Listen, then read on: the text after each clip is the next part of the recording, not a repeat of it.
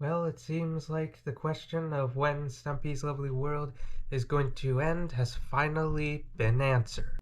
And since the finale is in the near future, I think that this would be a great time to look back in the past. I don't actually hear many people say this, but dare I say it, Stumpy was kind of ahead of his time, essentially breaking the boundaries of Minecraft and storytelling that many YouTubers would later come to recognize.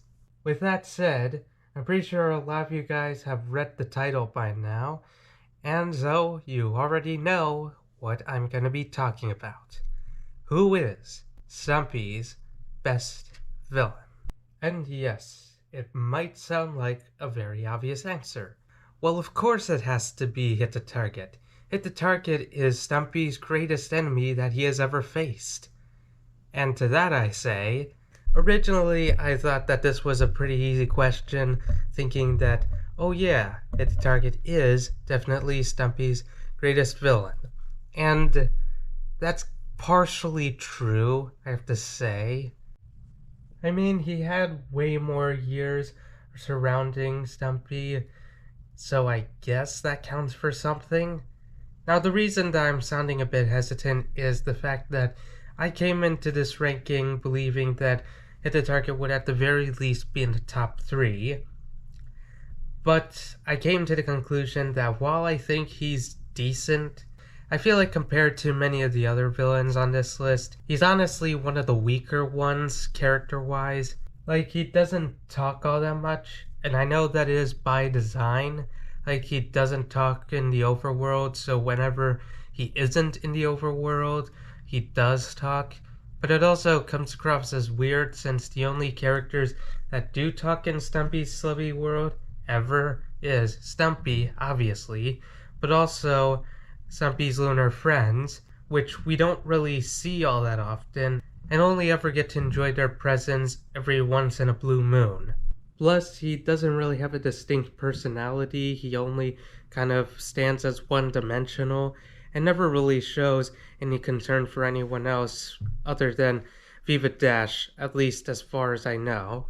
And I know it sounds like I'm hating on Hit the Target, but that's not entirely true. I do think that Hit the Target is decent. I do think that he serves as a good antagonist for the series. But other than that, he doesn't really add much other than just the occasional, oh, he's back. I guess we have to defeat him again. I really don't know much else to say other than, I guess he's good. But then again, the other villains on this list do stand as better, in my opinion at least.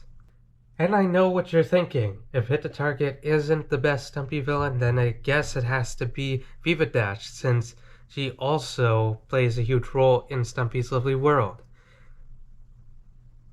Honestly, I think that she is the weaker of the two, because while we at least do know some of Hit the Target's backstory and him rebelling against Stampy, she really doesn't have a distinct backstory that really stands out as why she hates Stampy in any sort of light.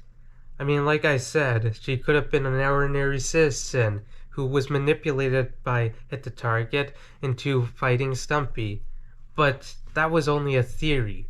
The story doesn't give us any answers, and I'm at least hoping that for the finale, some of those questions can be answered.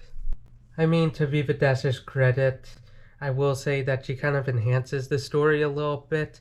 Like, she helped Hit the Target a bit more with his plans, having them become a lot more dangerous than they were in the past. Anyway, it seems like I've gotten through all the villains. Who is the best? I guess it's Hit the Target then. Alright, end the video. Goodbye. Oh, wait a second. You thought that was the end of the video. Well, ha! Guess what? It isn't. Because there is one more series that I forgot to talk about that really stands out amongst the other series that Stampy has ever created. Wonder Quest. Wonder Quest is a series made by Stampy and a small company known as Maker. The plot of the story is where Stampy is the main protagonist of the series alongside his fellow wizard friend Keen. They go on misadventures to wonder and helping people to wonder themselves. Not only that, but they just have some pretty interesting villains in this series. You have your fair share of antagonists inside of the series as well, but let's get on to the main threats of the series, which really ups the stakes a little bit. Let's start off with our first villain, Heinous. What's the difference between a guitar and a fish? One is a musical instrument, and one is an animal. Say what? He's fine. Compared to the other villains that we talked about, I'm pretty sure he's just the $1 version of Hit the Target, because at least Hit the Target had a bit of creativity put into him, whereas with Heinous, you could do a lot more to make him interesting, or even threatening for that matter. And by the way, he really isn't all that menacing or threatening. The story sets him up as being this mildly fun antagonist. He sort of is funny, but I feel like that's only ironically, for that matter. Plus, we never really get that much screen time with him, so it's really hard to feel for him, at all. The moments that he does show up is kind of wasted. It paints him as this sort of incomprehensible goofball. The backstory of him being a comedian is kind of interesting, I guess. I know his entire character is him not really being all that funny, and I guess that kind of works. There were times that I did laugh at him, and I really have to emphasize that. Laugh at him, not laugh with him. And another thing, he is a wizard just like Keen. They could have done something really interesting with that, but because we don't have enough screen time with him, we never get to see any of what he can do. He paints himself as being the best wizard, with Keen being second. So how am I supposed to care if I don't even see what he does? I feel like that he could have been a pretty decent villain, maybe even a good one, but that's just it. He could have been better, but he also could have been worse, and we're going to get to that just a little bit. Flunky and Lucky. Well, now look, Flunky and Lucky are fine as gag characters. They do some things that enhance the story a little bit, and I wish that would make up for the very bad screen timing that they have trying to do their shenanigans, trying to stop the good guys. But most of the time it just goes nowhere, and I don't see what the point is.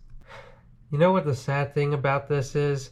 Is that these two are essentially the second best villains on this list, and they aren't even half as great as the villain I'm going to get to next.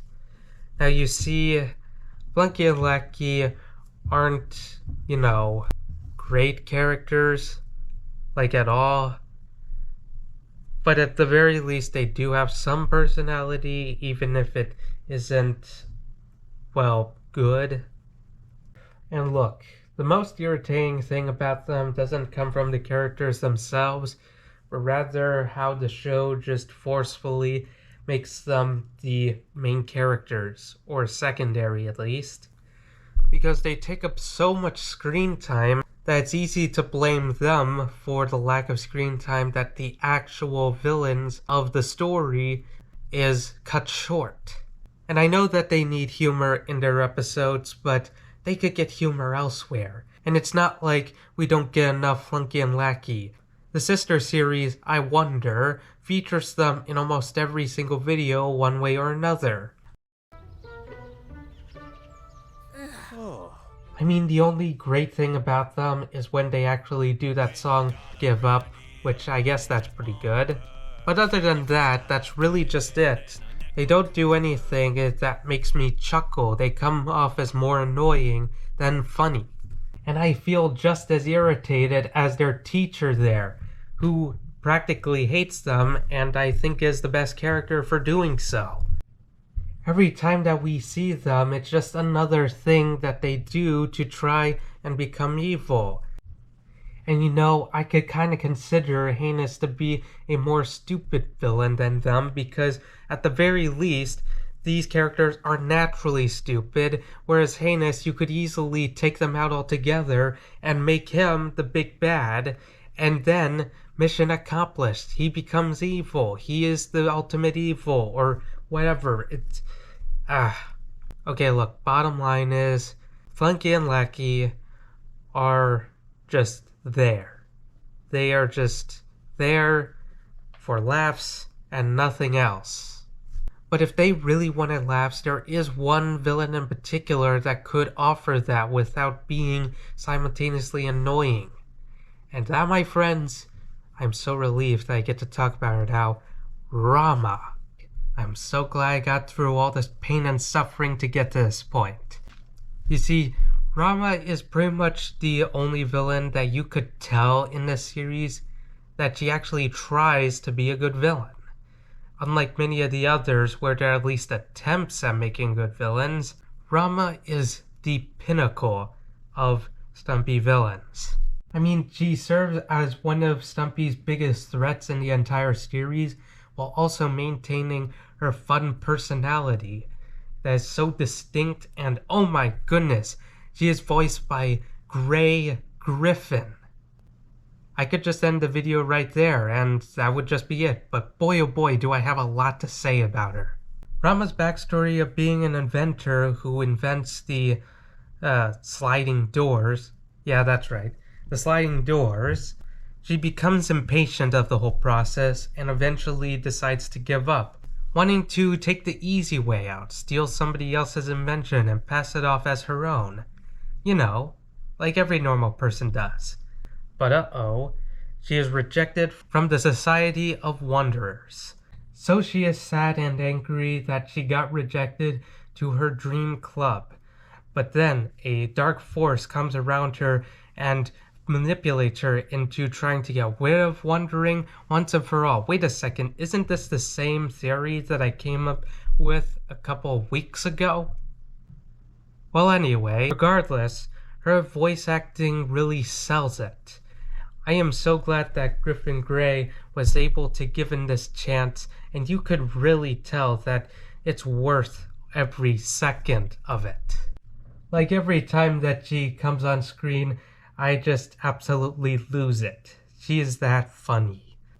And again, compare that to Flunky and Lucky, where you feel like you are forced to laugh. With Rama, you naturally laugh, and that's the best kind of laughter that you can get.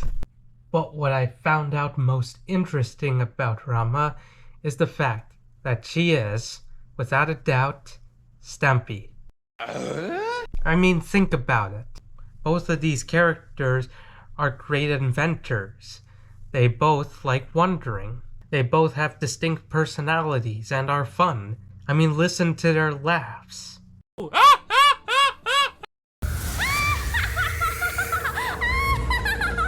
And heck, Stampy has his Stampy-style boots, while Rama has her rocket boots. Coincidence? I think not. But then again, that might just be a me thing. Take your pick. So let's see. Rama has a fun personality, she's funny, she's essential to the story, she's a pretty good villain, and has some striking similarities that make her a direct mirrorification of Stampy.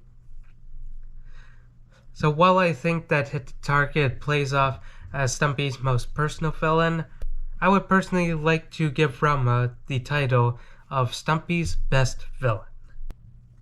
This whole video was just pretty much me taking a trip back into the past and doing something new. I found it to be quite refreshing, and it also gave me a good excuse to talk about Rama, but anyway, I sincerely hope that the finale lives up to the legend, and hopefully, by small chance, we'll be able to see these characters make their way back on YouTube. So, I will see you guys all later. Bye!